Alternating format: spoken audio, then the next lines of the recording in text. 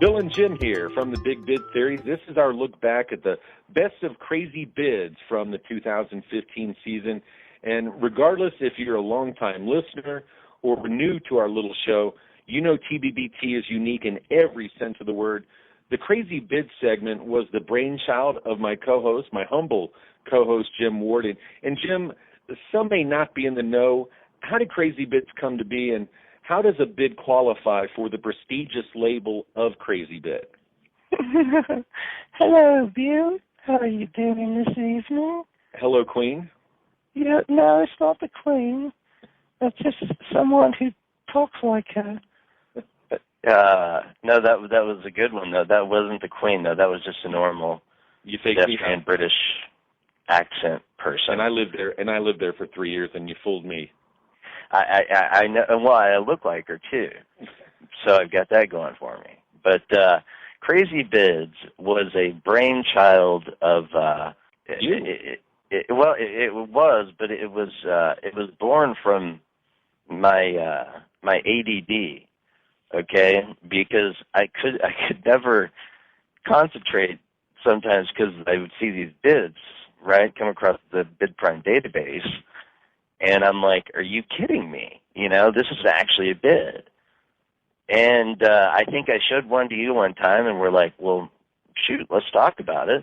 Next thing you know, it grew and grew and grew into what it's become today, which is, I think it's easily an industry institution. I know it's made me what would you say, a B-list celebrity? No, I'd say rock star. I don't want to say rock star, but you did, so you're a rock star. So, without much further ado, nor is it necessary, here is the, low points, low points, and some high points from Crazy Bids that you can win. This next bid is, I don't know. It's for you Treksies to decide. It's a one-word title, holodeck. Immediately, I'm sure you're thinking, Chief O'Brien kayaking, always hurting his shoulder, whatever your memory of Star Trek using the holodeck is. I think it was in two of the different series of them. So the State Department is looking for a holodeck. Why would they be looking for a holodeck, you ask? That doesn't make any sense whatsoever, because that's crazy. It's truly a holodeck, Bill. It's done for the Foreign Service Institute, the FSI. I've never heard of that before, but okay. Foreign diplomats to have real-life experiences in this virtual environment. So did you ever watch Star Trek, Bill? Do you know what the holodeck was? Oh, absolutely. I'm an American. I absolutely. Okay, yeah, right. Star Trek. And the bid itself, I've had a chance to glance at it. It is, to say that it's interesting doesn't do it justice. I mean, it's the detail, the specifics. Yeah, it has to be in a U-shaped form, so the person can experience a full array of, I can only imagine. I mean, okay, let's just cut to the chase. They're training spies. Okay. What's it like in a torture chamber? Okay, this is what it's like. What's it like in the jungle? I have no idea. It's a holodeck. You never picture it. It's kind of like next time I go kayaking, I don't expect to go down to the land of the lost. So, but yeah, this is an active bid. So all of you folks out there that have holodecks, please call me. And State Department, I know you're listening. Do me a favor, and I will not rag on you guys again. Let me go first. That would be so great. I mean, I'll pay whatever. Just let me know. But that's. I'll just leave it at that. I mentioned at the top, maybe you think there aren't any requests for what it is you have offer. Well, the government asked for a broad range of solutions. Some of them, some would say, crazy. Jim, Burning Man, talk to me. What is it? Well, Bill, let me tell you about Burning Man. I have actually attended Burning Man in 1999. Yes, I'm old.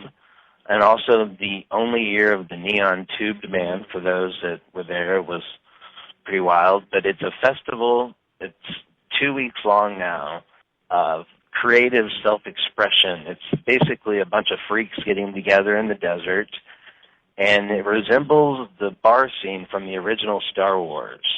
With Jabba the Hutt and all. It's great. But everyone's so nice. It's fascinating. It's music. It's lots of attractive, people running around in bizarre costumes. It's like Cirque du Soleil, except in the desert. So what does that have to do with this topic and the government? Well, it turns out that the Department of Land Management, the DLM, is trying to squeeze the guys that run Burning Man. And so in the past, they have an office out it's a city, okay? So it's got streets. It's really hard to describe. It's in a city with streets and has a center where there is an actual police station. So they have to bid that out. Now, this year, though, they had made some very, very strange requests that are catching a lot of heat in the Nevada media. They had asked for, now this camp in the middle of the desert is going to cost over $1 million. Here's some of the caveats.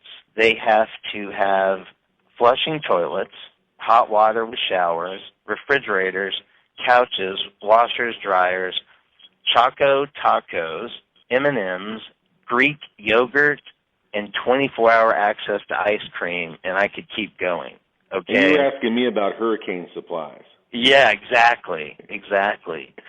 That's just wrong on so many levels. First off, why are the feds out there? That's the whole reason you go out there, is to not hurt anybody but the other idiots out there.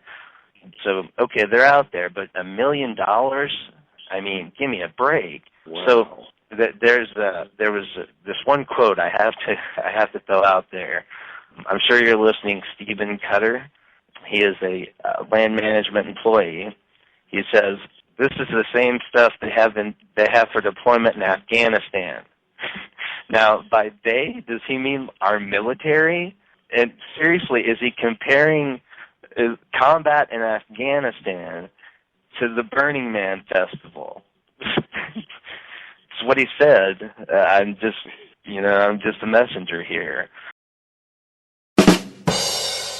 Where does the government stand on procurement of, I'm going to call it, BioX solutions? No, that's the perfect place to start.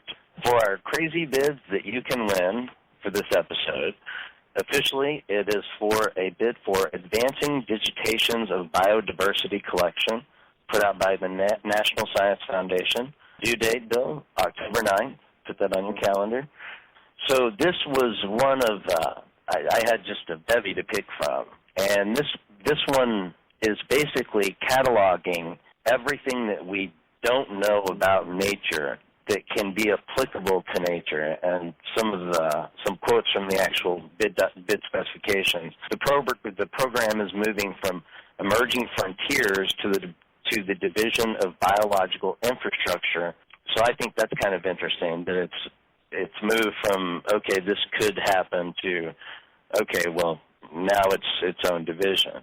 The baseline from which to further biodiversity research and provide critical information about existing gaps in our knowledge of life on Earth. The collection's data reveals gaps in our knowledge of biodiversity and provide the baseline from which to continue biodiversity studies. But most important, well, not most importantly, I can't believe I was going to say it like this, but very importantly, the funding is set for around $10 million, and it's an annual thing. And this is just one, as I said, of many. So, Bill, they're putting some money into this. Yeah, $10 million, that's quite the price tag. And, Jim, as I listened to you give the background on on the program. I would presume there are a few who would have the resources to fulfill the requirements. Who's even eligible to submit a proposal? Well, they have some pretty obtuse guidelines because they don't really know. I'm imagining that there's going to be some surprise bids in this that they're unaware of. Now, one area where a lot of this comes from is Arizona State University, the first university to offer a master's program in biomimicry. So the launch of this, it's Arizona State's Biomimicry Biomimicry Center, was established in partnership with a for-profit Montana-based company called Biomimicry 3.8, which I'll get to in a second. There's a handful, Bill, of forward-thinking leaders in this field. Some examples of biomimicry that you're going to see daily in your life, which you may or may not know was biomimicry. The first is obvious. It's Velcro. That was invented by a Swiss scientist, Georges de Mestral, and this system of attachment was inspired by the burdock seed that used its skin, I guess, to hook onto animals as they would pass by. That was the way that they would propagate instead of birds and bees. Now, some other recent ones I'll run through really quickly. President Obama's library in Chicago, shout out to Chicago, my adult hometown, is being, they're choosing the architects right now. And here's a quote, Mr. Obama, President Obama also wants a library that, quote, contributes to a cleaner, safer planet, supports a healthy lifestyle, and embodies principles of biomimicry, end quote. And then the article says the request said, apparently referring to nature-inspired technologies. I get a kick out of that because they had to actually tell the reader what biomimicry was. So it's not front page news yet. And I read a Forbes article. So Forbes was writing about it. It's interesting. It was called Shark Scale Countertops and Other Great Examples of Biomimicry.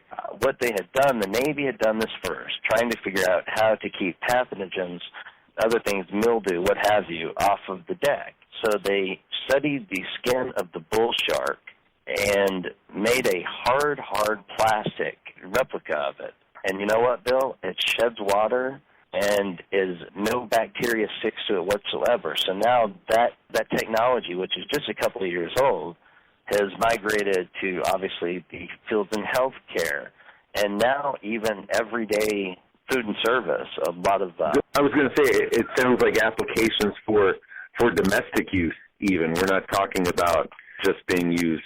I think you mentioned healthcare. And, you know, as I did a little bit of research on this, you're doing a great job of quarterbacking this. You know, we don't want to turn this into a political discussion or... This is not a Rebel podcast. Education, right.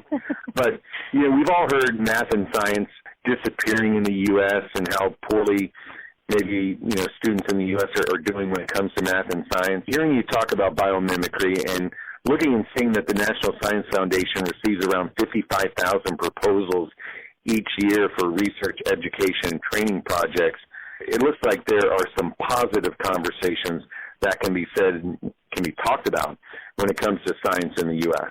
Yes, but do not let that overlook the fact that our children are getting lapped as we sit here and speak by 100 other nations and our crumbling education system. But, hey, we're not making this political. On to #CrazyBids. The late, great Dan Flavin is one of many brilliant light artists. The number of light artists, for those who don't know, well, it's staggering. Governments are interested in the talent of these brilliant people. Jim, talk to me. Okay, so thank you for bringing up the godfather of this genre. First off, welcome to this edition of Crazy Tenders that you can win. It's a first here. So, yes, it's basically for urban light art installations. Okay, I'll get into that in a second. So the way light art, what that means even, way back like Picasso and Man Ray, like they realized that they could use light as a paintbrush. Like there's kind of a famous picture of Picasso kind of using this white light to create some figures. And so fast forward to post-World War II, basically the start of modern, I'm doing air quotes here, but modern art, you have some movements like the minimalists, and that's where the Dan Flavin, the great Dan Flavin, and just so you listeners know how much I worship this guy, on my Twitter page, the background I have is something that he had lit as an installation in Germany, that entire like structure. Everything is owed to him. Nowadays, we have these things called light painting, which I actually myself have gotten into a little bit. Basically, it's long exposure photography meets trying to control the light. Art geeks out there will know what I'm talking about. The rest of you, you can just be comfortable in the fact that you're not an art geek. So, on to the crazy Tinder. So this is for a public art exhibition of large-scale light installations inspired by Canadian nature. And what this is for, like I said, it was for this winter ice festival they have called Winterlude, and it's in Ottawa. It's very reminiscent of the Harbin Ice Festival, Harbin, in China.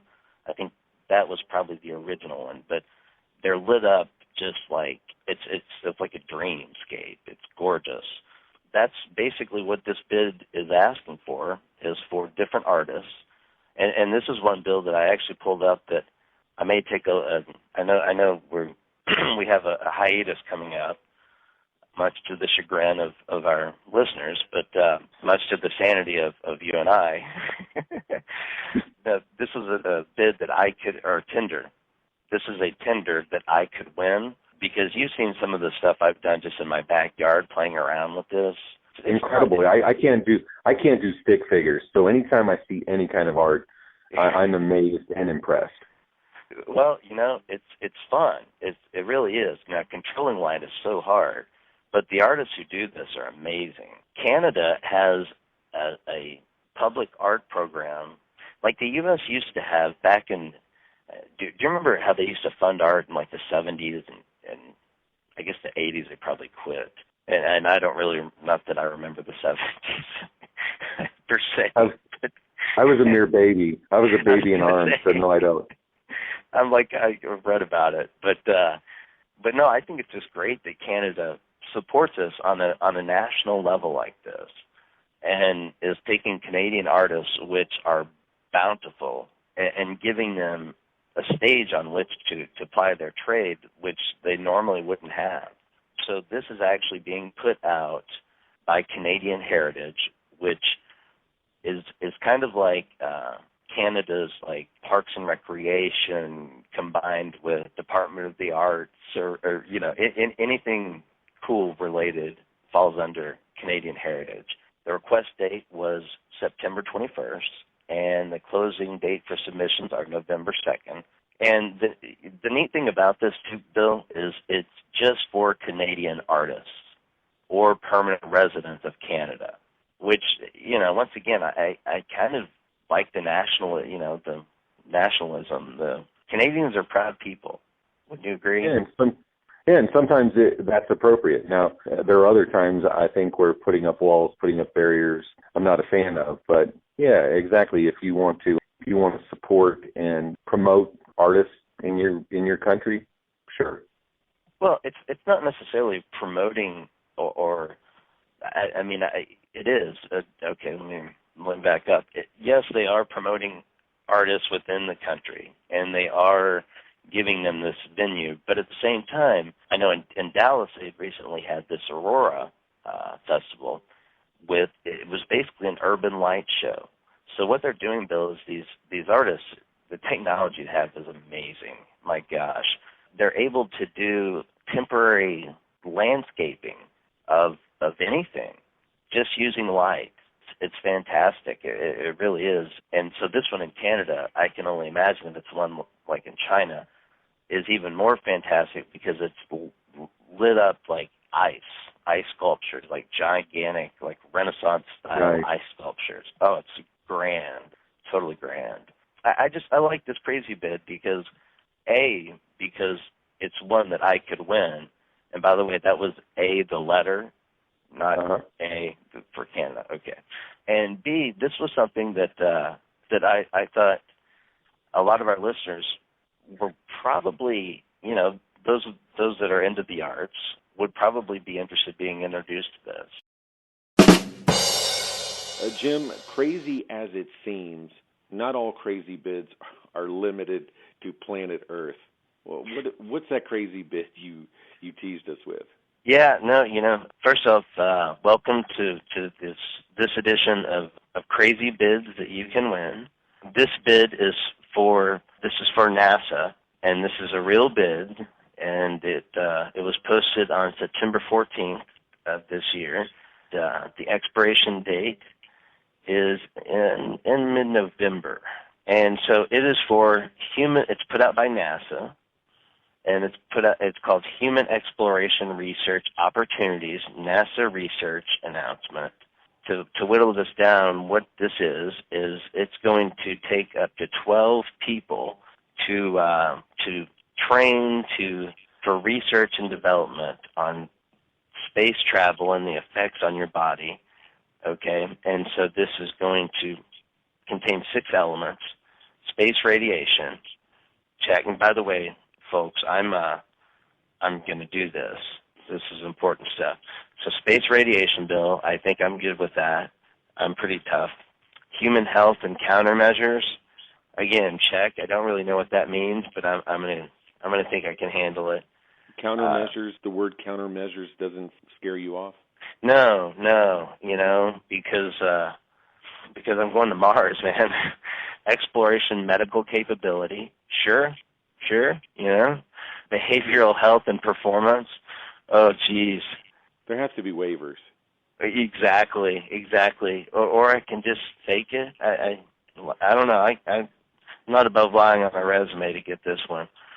Space, human factors, and habitability. There we go. Yeah, no, I'd have to fake it again because generally people I would drive them nuts. And the International Space Station Medical Project. Sure.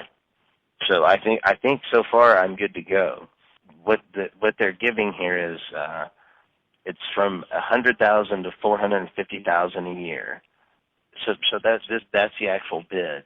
Now here's why I think it's a bid for something more than this. Bill, I think this is kind of NASA's version of Top Gun. You're kind of like Iceman, but I'm kind of like Maverick. You know what I mean? You get mistaken for Tom Cruise all the time, you tell me. Indeed I do, my friend. Indeed, I do get mistaken for Tom Cruise quite often. I love Katie Holmes, too, so we have that in common.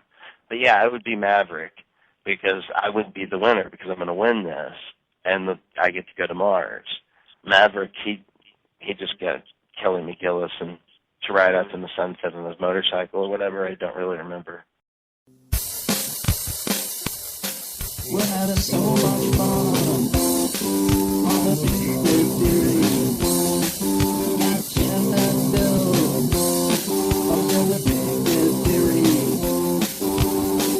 Bill seems to know his stuff much more so than Jim can. They're talking government procurement with a crazy bill from him. Got Jim and Bill on the Big Bid Theory. On the Big Bid Theory. The Big Bid Theory. The Big Bid Theory. Yeah, the Big Bid Theory. Happy Jubilee!